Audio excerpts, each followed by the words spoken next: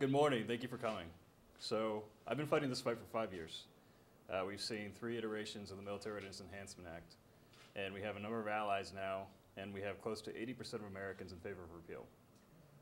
But 5 years ago, it wasn't quite so popular. You know, we've had allies, but not as many allies as we do now. And there's some who've been there when the Military Readiness Enhancement Act didn't have 190 co-sponsors, but barely over 100. One of those allies is Congresswoman Davis, who's been there as the chairman of the Personnel Subcommittee, the House Armed Services Committee, has been a key ally in this fight. So I'd like to introduce her and let her speak. Thank you. Thank you so much. I want to thank everybody for being here. I want to thank the Human Rights Campaign for organizing this event and for all the incredible work that they've done on the effort to repeal Don't Ask, Don't Tell. And of course, I want to thank all the veterans who are here as well. Thank you for being here. Thank you for your service to our country, which we know was cut short. I want to welcome also Walker Burtschell. And I appreciate that he made his final leg of this long walk from Norfolk to Washington, all the way up here to the 5th floor of Cannon. So we want to thank him as well for being here. We are on the verge of another historic vote in Congress on the repeal of Don't Ask, Don't Tell. We're here today to reemphasize the need for repeal.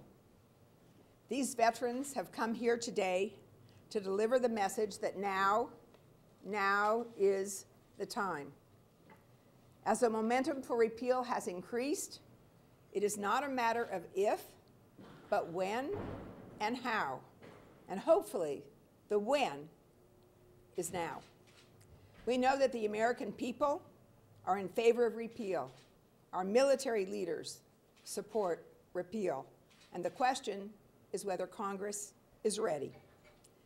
Many of our allies have implemented policies of open service without a disruption to cohesion. We know that. We fight with them. I am confident that America can do the same. We take seriously concerns about implementing repeal of Don't Ask, Don't Tell. The Pentagon, as we all know, is undertaking a comprehensive review of how to do this. And Congress will ensure that repeal is not implemented until after the Pentagon has completed its review.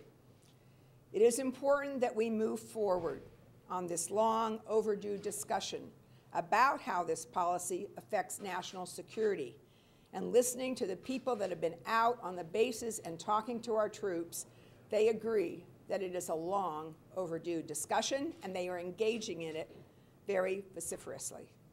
At this time in our nation's history, we need every man and every woman with the ability and the willingness to serve to be able to do so.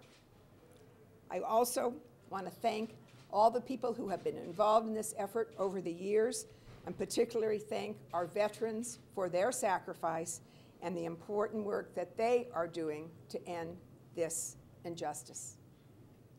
I look forward to the comments of all the people that are here. Thank you. You know, I got a phone call 2 weeks ago from Walker Burtschell, and he said, you know, hey, I want to walk from Southern Virginia to DC, and I want to do it in a week. I said, are you crazy? He said, and then I realized maybe he's a Marine, maybe he just can't count that high. But no, seriously though, like I've been fighting this for a while, and it's rare when you meet someone who kind of drives that cynicism out of you and helps you be more motivated to do this fight. So with that, I'd like to introduce Walker Burtschell. Walker. Thank you guys for coming. I want to start off by thanking HRC. You guys have been amazing. Service Members United, the Unity Coalition out of Florida, Save Data out of Miami. You guys have been there behind me, and for that, I'm truly thankful. Thank you, Congressman, for coming out and speaking. I really appreciate it. I'm tired, I'm a little sweaty this morning. I might get a little emotional, but I want to keep it very short, sweet, simple. I'm here today for one reason, and that is to give a voice to those people right now that have to serve in silence. I'm here today for that Marine, that sailor, the airman, the soldier, that coastie, who patriotically volunteered to serve this country, who right now are serving with honor and with discipline, and these who are willing to pay the ultimate price for this nation. However, they are forced to serve under a law that has stripped them of their integrity. I've walked through Virginia, and I have a message for Senator Webb, a message from Virginia veterans and active duty personnel alike. Senator Webb, from one Marine to another, repeal, don't ask, don't tell, now. To the Marine and sailor, airman, soldier, and coastie, I have a message for you as well. Stay strong and committed. We will be your voice until this law that promotes bigotry and discrimination in a nation that was founded on the proposition that all men were created equal. We're going to stay here fighting for you guys until this law is repealed. Thank you, Senator Fidelis.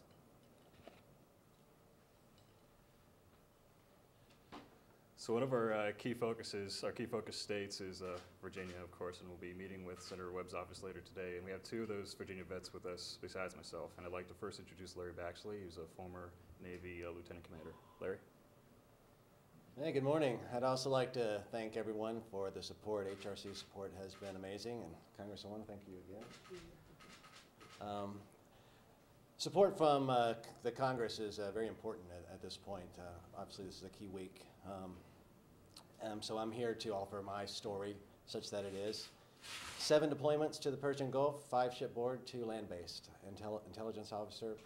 I left because it became too hard to live both lives as a gay person and a military person. I joined Walker in his walk in Richmond, and I was happy to do it. No one should have to do that kind of walk alone. So to my senator, Senator Webb, it's time to do this now. There are 38,000 coalition troops serving alongside U.S. troops in Afghanistan. 31,000 of those come from countries that allow openly gay service. That represents about 82% of the coalition force. It's time to stop firing the gay people within our own forces. Thank you. I'd like now to introduce Mike Almy, who's also another Virginia vet and former major in the Air Force.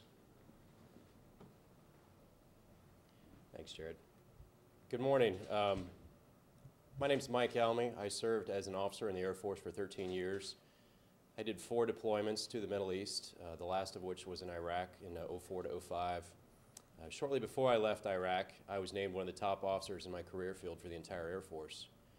Shortly after I left Iraq, I was fired from my job, leading nearly 200 men and women, not because of my performance, but because of Don't Ask, Don't Tell. The Air Force searched my private emails in Iraq during the height of the insurgency.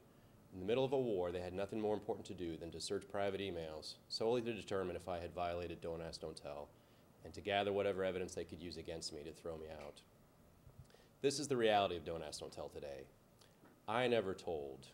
The Air Force asked, and yet I was still thrown out. I was fired from my job. The proceeding drug on for 16 months. My security clearance was suspended. Part of my pay was terminated. On my last day of active duty, I was given a police escort from the base as if I were a common criminal or a threat to national security. This is the reality of Don't Ask, Don't Tell today. This is what happens to veterans who try to serve under this law. You either have to serve honestly and openly and get thrown out, or you have to lie every day and sacrifice your integrity. And this is what Admiral Mullen spoke about when he testified before the Senate in February. It sacrifices the integrity of the individual as well as that of an institution. My story is not new to these halls of Congress. I told my story in March when I testified before the Senate Armed Services Committee. Senator Webb looked me in the eye and heard my story, and yet he still continues to support this archaic law. What is new today is a poll this week by CNN which says that 80% of Americans support repeal. Senator Webb, that's 80% of your constituents. It is time to repeal this law. There are very few issues that you'll find that 80% of Americans support. This is one of them. General Powell has said it's time for repeal. General Chlapowski has said it's time for repeal. Admiral Mullen, Secretary Gates, President Obama, 192 congressmen and women, a third of the Senate, and 80% of America say it's time to repeal this law. Senator Webb, Senator Brown, you need to vote for this. It won't go into effect until next year after the Pentagon has completed their review. There's absolutely no reason to delay on this. Our next veteran felt so compelled to help Senator Brown of Massachusetts be on the right side of history that he flew all the way from Massachusetts to be here today. So, John Affuso, thanks. Thank you. Thank you, Congresswoman. Thank you, HRC. Thank you to my fellow vets. I was honored this morning to walk with Walker and my fellow vets from the Iwo Jima Memorial to Capitol Hill. I was a signal platoon leader in the New Jersey Army National Guard. I chose not to re-enlist because of the policy. Senator Brown is also an officer in the Massachusetts Army National Guard and unfortunately decided to come out against repeal yesterday. I came back down to Washington because I'm confused as to the senator's position. If the senator truly believes that the Pentagon needs time to continue their work, then he should support the legislation. It gives the Pentagon all the time they need. And in addition to the 80% of folks in the CNN poll, 77% of the Massachusetts residents support repeal.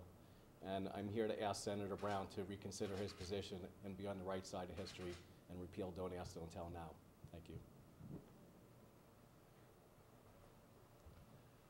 Our final vote will be Staff Sergeant Eric Alva, who we've been doing this with for quite a few years now.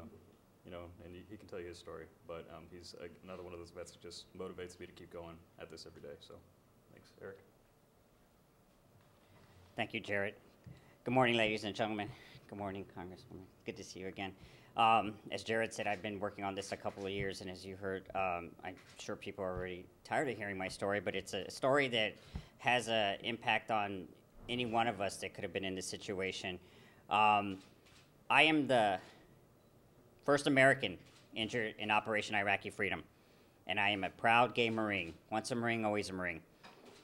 I lost my right leg to a landmine on the first day ground forces entered the country of Iraq, only 3 hours into Iraq, never even spending over a night in Iraq, only returning home to recover and live a new life.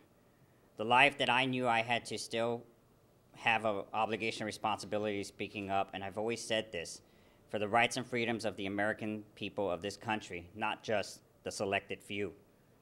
One of those rights and freedoms is to allow patriotic men and women, just like the men standing here behind me and the men and women serving in uniform today in silence.